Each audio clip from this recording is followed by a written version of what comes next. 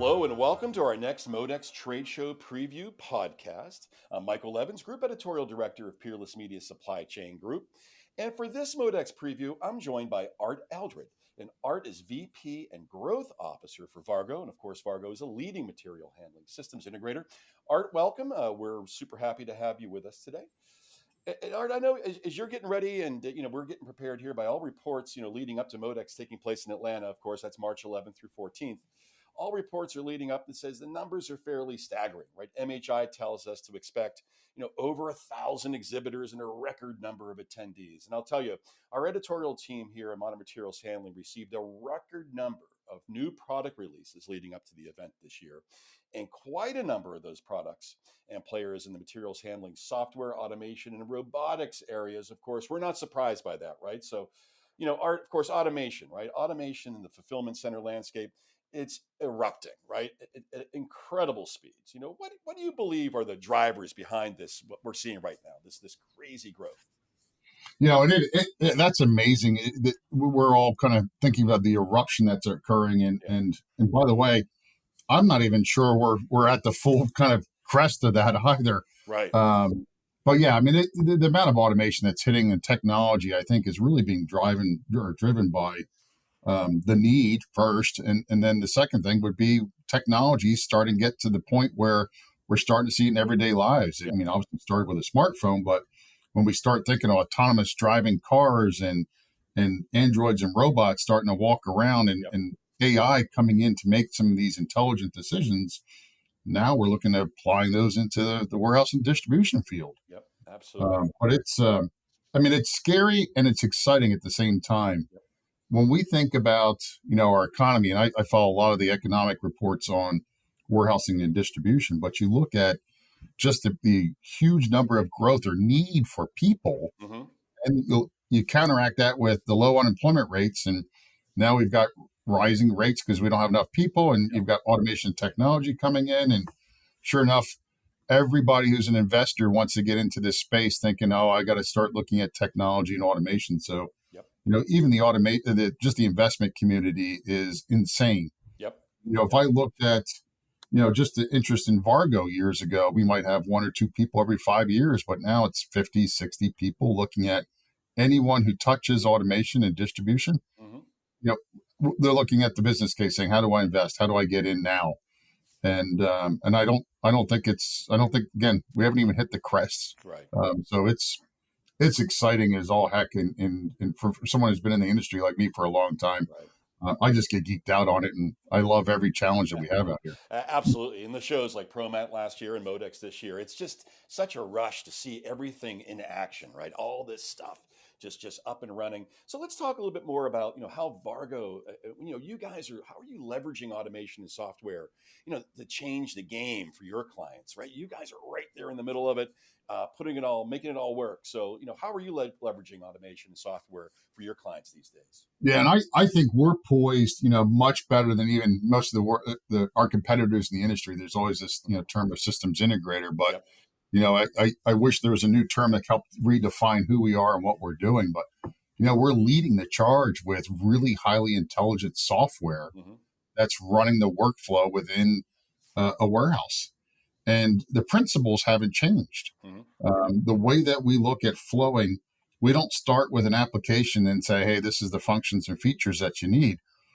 We're all operators here for the most part, and we're all engineers. So we start with the processes, then we go to people, and then we go to technologies in that order. And we don't sit here and say, hey, here's my software package. Let's go lead, how I'm going to do receiving or shipping functions. We look at, what's the best kind of streamlined process for that. But, when I think about why I think we're so different and changing the game here, it's because we treat resources equally. And to me, a resource is either a person, or it's a robotic arm, or it's an AMR crawling on the floor. And our goal is to keep them fed all equally with high efficiency and high rates of work. And in our world, if we've done our job correctly, our resources get rewarded with more work. So what that means is, I got an automation or machine out there, I'm going to continue to give it more work, and I'm going to exceed all of my competitors because I'm now able to feed that machine for 59 and a half minutes of an hour, or 60 minutes of an hour, versus someone else who might be giving it, 40 minutes of work, 50 minutes of work, and it being dormant for, 20 minutes. Yep. Yep. So the name of the game for us all in this world is, and again, this is not a new mantra, right? It's right. Efficiency will win at all cost. Always. Until you have expediency, which the e-commerce, we'll talk about that maybe in a little while. But if I'm doing efficiency correctly, I'm also sweating all my assets, getting the most of my capital, most of my labor, and I'm winning. Yep. Absolutely. And, around this time too, as we're rolling into a show, everybody's thinking about the future, right? Like everybody's trying to figure out what's next for me. And you mentioned the labor situation, labor efficiency, how are we going to keep that improving? So how do you view the future of fulfillment from where you stand right now? Yeah, as I said earlier, we're not even at the crest of this eruption that's going on. But, one of the things that I'm going to see is we're going to continue to have more and more technologies and automation that kind of arise into the distribution space. Mm-hmm. I think you're going to see them more siloed, though, and you're going to see more silos of expertise and knowledge and how to apply those technologies. Mm-hmm. So, for example, if I have a robot that's doing unloading at the receiving dock, that company's probably going to start specializing in all of the unloading characteristics and needs, because there's so much permutations in business, rules and kind of the, what am I handling, how am I handling it, that comes into play. Mm-hmm. That's very different than, say, somebody packaging a package up on the other side of the distribution center. Right. Yeah. So I think we're going to see a lot more of the technologies erupting. The ones that are going to succeed are the ones that are really going to specialize and really own a space or function. Yep. And then, folks like ourselves, and I'm already seeing it, the systems integration space is back to growing at an alarming rate too, because you need the applied expertise to say, hey, how do I pull all of this together and capitalize on all of this assets that I put into to a fulfillment center. So for us, I think we're at a great space. And, I tell somebody, 5 years ago, 10 years ago, I used to say, I don't want anybody ever joining the supply chain space. When I'm done and retired, I'm not looking back. Yeah. Today, I have my son working on my side as a project manager, and I'm telling everybody to join the space because it's exciting. Absolutely. And so much happening, and that excitement too, as you mentioned R2, and I mentioned really quickly in my introduction, we're seeing so many new companies, new vendors coming to the market, right? Just as you mentioned, filling up these silos with unique solutions. So what opportunities do you see with some of this new automation technology coming down the pike?